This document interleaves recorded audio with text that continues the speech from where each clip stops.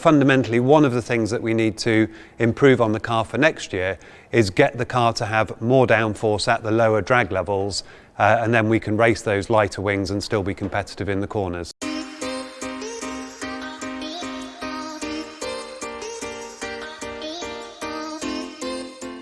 So why were we so slow on the straights compared to the others?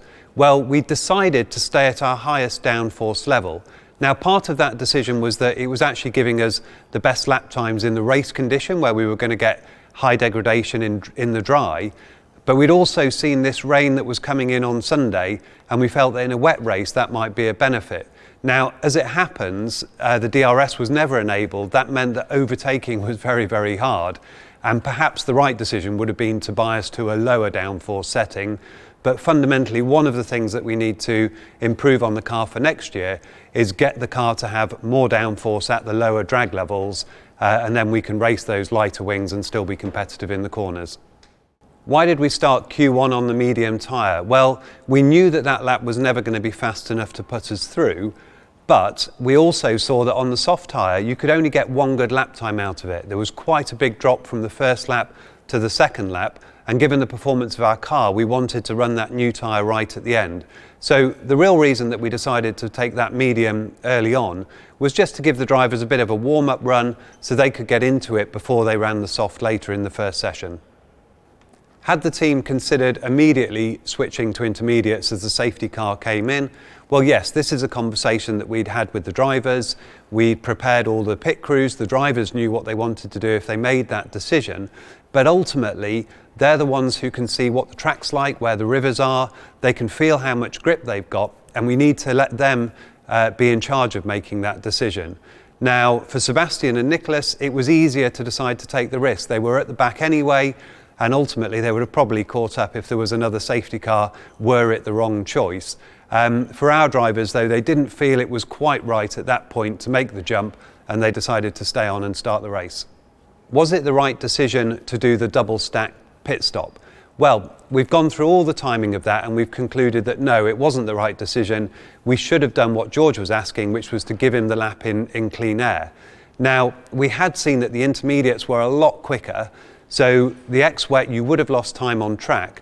But the problem was George and Lewis were a bit too close for us to be able to do the pit stop without losing some time, and that time ultimately cost George the position to Tsunoda and possibly even the position to Lando. So it gave him a bit more of a challenge to deal with, having to pass those cars to try and find any clean air.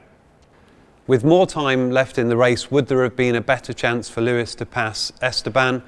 Well, in reality, probably, because we seem to have better degradation. Esteban's tyres would have been dropping, and maybe that would have given us an opportunity to get through. But the big issue was that DRS wasn't enabled, our straight line speed wasn't as high as that of the Alpine, and on a circuit like that, the only way you can really pass is to make the pass on those straights. So it would have been difficult. I think it comes down more to anything than the fact that the DRS wasn't enabled. So what is our view on the situation with the recovery vehicle and Gasly? Well, Formula One is actually very good on the safety issues at sitting down, all the teams working together and trying to make sure that the sport is as safe as it can possibly be. So that situation is definitely going to get reviewed. There's a number of elements to it though. The first one is actually, should the race have even been started when it was? Because when the cars left the grid, you could see there was quite a lot of spray. The drivers were calling to say the conditions were difficult. And perhaps at that point, we should have just aborted the start and waited rather than sent the cars off. But that will be one of the questions that will be asked.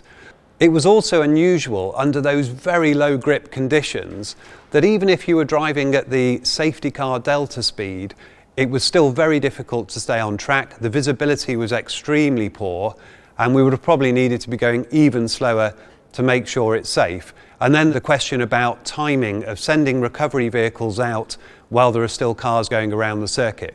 So all of those elements will be reviewed.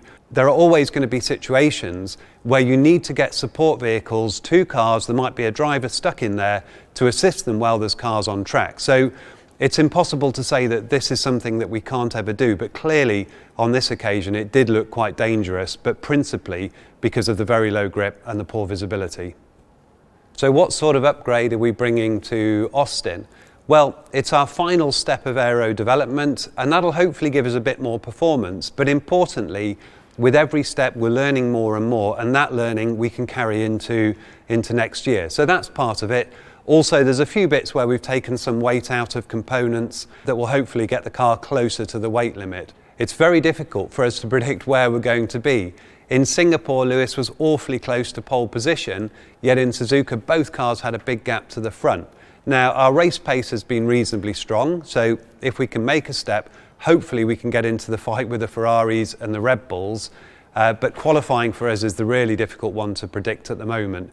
But as I said, a lot of it is about learning, and we're certainly going to give it our best shot in the final 4 races.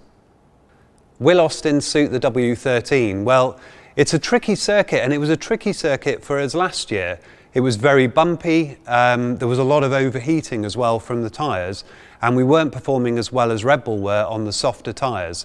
Now, they've done some resurfacing, so hopefully those issues with the bumps are a bit less. But what's very hard this year is to really know where are you going to be on a circuit before you've gone there. And as I said in a previous answer, a lot of it is about learning, but we're not really going to make any predictions about where we're going to perform.